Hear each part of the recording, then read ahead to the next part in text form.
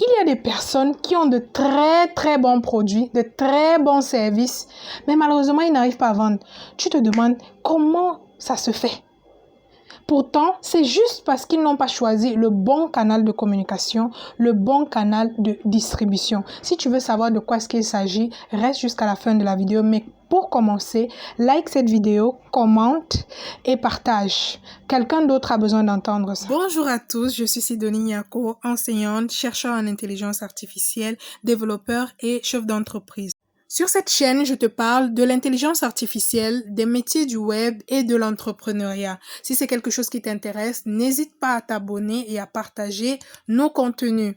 Et surtout à nous laisser des likes, ça fait toujours plaisir. Dans votre business model, le troisième élément auquel vous devez réfléchir, ce sont vos canaux. Quels sont vos canaux de communication? Quels sont vos canaux de distribution? C'est réellement important parce que le canal de communication, c'est comment est-ce que les personnes, quel est le moyen que vous allez utiliser pour que les personnes soient informées de vos produits, qu'ils soient informés de l'existence de votre entreprise, de votre marque, qu'ils soient informés de vos services. C'est ça le canal de communication. Quel est le moyen? Est-ce que vous allez vous faire connaître à travers des panneaux publicitaires? Est-ce que vous allez vous faire connaître par la radio? Est-ce que vous allez passer à la télé? Est-ce que vous allez plutôt faire des publicités sur Facebook? Est-ce que vous allez plutôt choisir de passer par un influenceur pour vous faire connaître tous? Tout ça, ça rentre dans Facebook. Est-ce que vous allez plutôt privilégier les appels téléphoniques? Est-ce que vous allez privilégier les rendez-vous en tête-à-tête? Genre, vous allez aller sur pied pour rencontrer les entreprises. Tout ça, ce sont des canaux de communication pour faire connaître vos produits et vos services. Parce que tant que les gens ne connaissent pas, personne ne va venir vous demander combien ça coûte. Vous êtes d'accord avec moi? Après avoir réfléchi aux canaux de communication, les moyens par lesquels vous allez faire connaître vos produits et vos services, ou bien les moyens par lesquels vous allez entrer en contact avec vos prospects, maintenant vous allez réfléchir à la question de la distribution. Donc supposons que vous avez parlé de vos produits ou bien de vos services et les gens sont prêts à acheter. Comment le produit va quitter votre boutique pour arriver chez votre consommateur? Comment votre service sera livré à votre consommateur? C'est de ça qu'il s'agit. Est-ce que vous allez ouvrir une boutique? Vous allez vous asseoir et puis les gens vont venir vers vous. Est-ce que vous allez faire du porte-à-porte? Est-ce que vous allez par exemple, créer une plateforme pour pouvoir servir votre clientèle, ou alors est-ce que vous allez faire de la livraison à domicile? Ça rentre un petit peu dans le porte-à-porte. Donc, tous ces canaux de distribution, vous devez y réfléchir bien avant de vous lancer.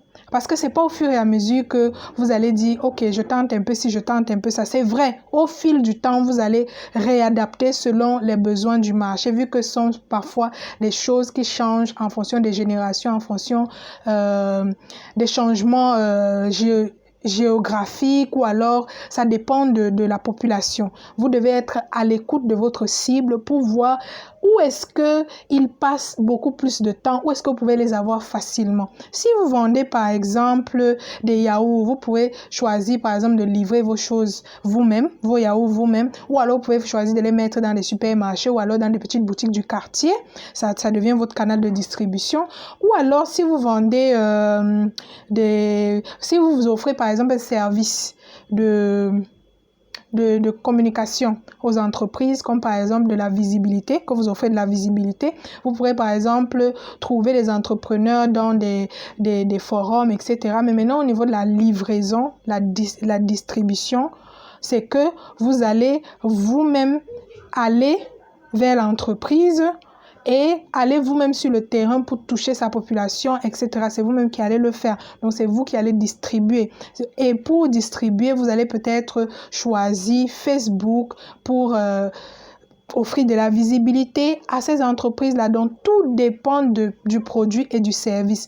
Donc, faut pas faire les choses par imitation. C'est pas parce que X a choisi Facebook que tout le monde doit se verser sur Facebook. Il faut bien étudier sa cible. Parce que si, par exemple, votre cible, c'est des personnes âgées, j'ai l'impression que Facebook est très mal choisi parce qu'il y a très peu de personnes âgées sur Facebook.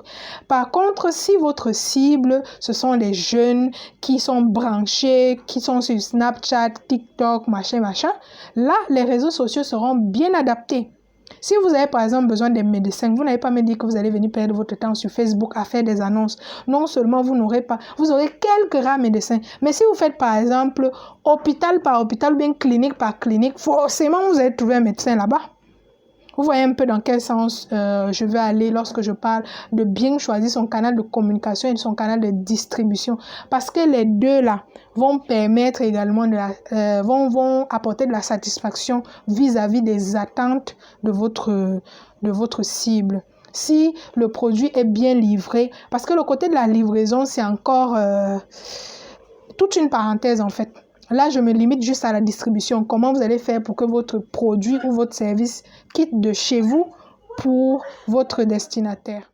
Si vous avez une idée que vous voulez bien mûrir avant de lancer ce business qui vous tient vraiment à cœur, n'hésitez pas à vous inscrire à cette masterclass pratique en ligne pour mieux étudier votre projet et mieux préparer votre business model. Qui veut aller loin aménage sa monture et le business model te permet vraiment de voir tous les aspects importants de ton projet entrepreneurial. Les entreprises dépensent énormément d'argent dans la communication et principalement dans la création de sites web, l'entretien, la maintenance de leur site et aussi dans les visuels graphiques. Raison pour laquelle nous vous donnons l'opportunité de vous former vous-même et de prendre en main ces volets pour minimiser vos dépenses.